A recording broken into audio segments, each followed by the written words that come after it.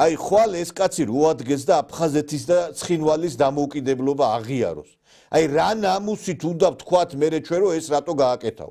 ბიჭო, კაცად არა აი ელემენტარულად აი სლავებთან რო დაჯდები სუფრაზე, პირველ რიგში რუსიც, ბელორუსიც გეკითხება, ты уважаешь меня? Если уважаешь, მერე იწყება ყველაფერი. და შენ თუ პატივს არ აცემ ამ კაცს, მერე რატო გინდა იმან რომ პატივი ქცე შენ? მერე ვიღაცა გამოხტება და იტყვის რატო აღიარა ბელორუსმა აფხაზეთი და ცხინვალის დამოუკიდებლობა. ბიჭო, კაცად არაფრად არ აგდებ, ლაფსხამსხამ დიქტატორად მოიხსენიებ, აგინებ, ზოგიერთი ტვინგაყინული გამოხტება და ბელორუსიაში გინდა ისა რა ქვია, ბელორუსიას დაემსგავსა საქართველო. მე აუცილებლად ჩავალ ბელორუსში, ჩვენ გეგმავთ ამას და განახებთ იქ ცხოვრების წე. ნეტა ბელორუსს დაემსგავსებოდეს საქართველო და ამას დიდი ბედნიერება რა იქნება. 20-30,000 კაციანი საწარმოები მუშაობ, გუგუნებს საწარმო. იქ უმუშევარ კაც ვერ დაინახავ. ნეტა ბელორუსი იყო საქართველო. და ეხლა დღეს ხვალ და ზე კიდე რაღაცა გვაქვს რომ სიტუაცია გამოვასწოროთ. და ხა ერთი კვირის მერე გინდა ყოფილა გინდა არა. მიულოცეთ ამ კაც გამარჯვება, მიულოცეთ. იმიტომ რომ ეს ჩვენ ეროვნულ ინტერესებში არის პირველ რიგში. და ეხლა ეს კაცი, ეს ნაძირლები, დასავლეთის აგენტურა, რომლებიც საქართველოსთან იმართება, თვითონ ეს დასავლეთი. აი რა სიძახის აგერ ხელისუფლებაზე. ამას უწევთ ანგარიშს ამ არარაობებს? აი ამას უწევთ ანგარიშს. გაუქმების შესახებ, თუმცა ამბობს რომ ეს არ არის პირველი უბრალოდ უკანასკნელი ნაბიჯი და მნიშვნელოვანია რეჟიმის სანქცირება ევროკავშირის ცალკეული სახელმწიფოების მხრიდან. აღფრთოვანებული ვარ ქართველი ხალხის გამძლეობით და ბრძოლით ევროპული მომავლისთვის და დემოკრატიული ფასეულობებისთვის. ხედავთ მათ ყოველ ღამე რუსთაველის ქუჩაზე, როგორ ითხოვენ უკეთეს მომავალს მათთვის და მათი შვილებისთვის. ვდგევართ ქართველი ხალხის გვერდით, ასევე ვგმობთ დაშინებას, ძალადობას. შოკირებული ვართ ნაცემი ხალხით, მათ შორის მედია წარმომადგენლებზე ძალადობით და ადამიანებზე ნიღბიანების ძალადობით. შოკირებული ვართ ორი თვე ქუჩებში ძალადობით. საქართველოს უკუსლოს ვხედავთ და არ შეიძლება ეს ჩვენი რეაქციის გარეშე დარჩეს. ევროკავშირმა მიიღო გადაწყვეტილება დიპლომატიური პასპორტების შეზღუდვაზე.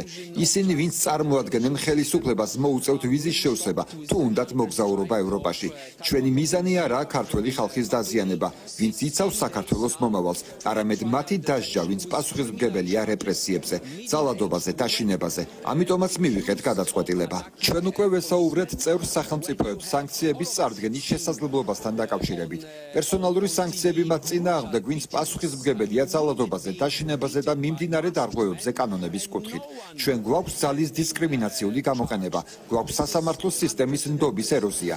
შოკირებული ვარ ქალბატონი მზიას შიმშილობით, უკვე 16 დღეა წინაპატიმრობაში იმყოფება კრიმინალური ბრალდებით. შუახნის ასაკის ქალი, რომელსაც ბრალს დებენ პოლიციელზე თავდასხმაში. ყველა ჩვენგანმა ვნახეთ ტელევიზორში სასტიკი ცემა, როცა ქალებს ნიღბიანი კაცები სცემდნენ და არავინ დაუკავებიათ. ეს არის უპრეცედენტო, ამიტომაც წევრ სახელმწიფოებს შორის საუბარი სანქციებზე გაგრძელდება.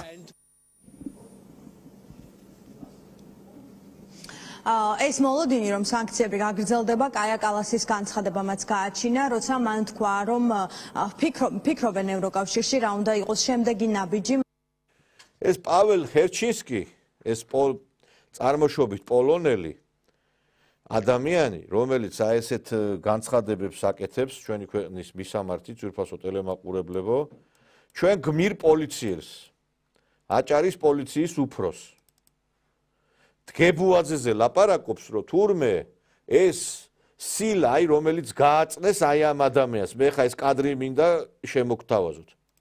ანახეთ.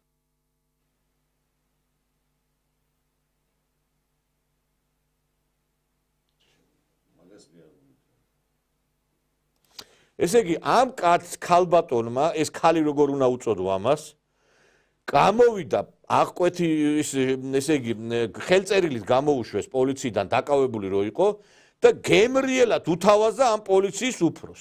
და ეს ვაჟბატონი და დღეს მთელი მედიის წარმომადგენლები გაყვიროდნენ, რომ აი რატო არისო ეს დაჭერილი პოლიტპატიმრად საცხადებენ. მე მაინტერესებს, ჰერჩინსკის საამებლად არ უნდა მიულოცოთ გამარჯვება ლუკაშენკოს? ეხლა აქ სოციალურ ქსელს ვადევნებ თვალყურს, YouTube-ში მოდის რაღაც გარკვეული შეტყობინებები, იქნება მიულოცეს და არ ამჟღავნებენო. მეგობრებო, ეხლა მე ამდენ აბავს ავტეხავდი ეგ რო არ ვიცოდე. მე ვიცი ეს საიდანაც უნდა ვიცოდე.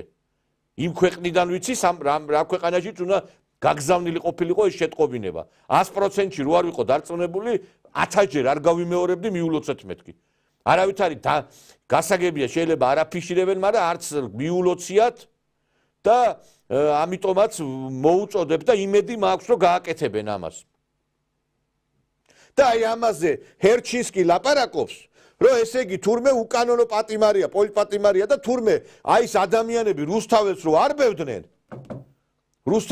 ბევდნენ, თურმე ეს ხალხი ყოფილა, ესე იგი თურმე ქვეყნის სადარაჯოზე და დემოკრატიის სადარაჯოზე ყოფილი